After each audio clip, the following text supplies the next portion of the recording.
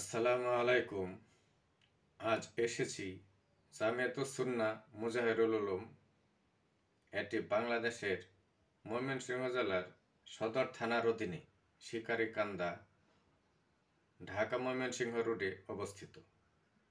40% জমি শাহেদ আলী এবং সদরউদ্দিন সরকার মসজিদ ও মাদ্রাসার জন্য ওয়াকফ করেন। প্রাথমিক অবস্থায় মসজিদ ভিত্তিক মক্তব ছিল, পরবর্তীতে হেফজখানা চালু হয়।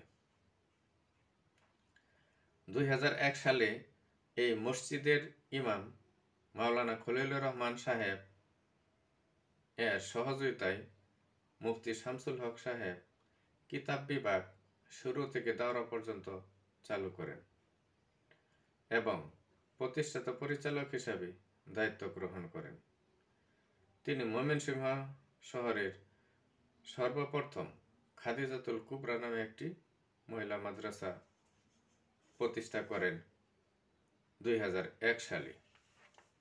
তিনি করাচি নিউটাউন দারুল উলুম মাদ্রাসায় ফতোয়া বিভাগে ফার্স্ট ক্লাস ফার্স্ট হয়ে উত্তীর্ণ হন।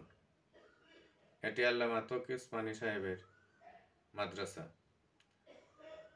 অতঃপর বাংলাদেশে এসে বিভিন্ন সুনামধন্য প্রতিষ্ঠানে তালিমাত, দারুল ইকামা ও ফতোয়া বিভাগের খেদমত করে গেছেন।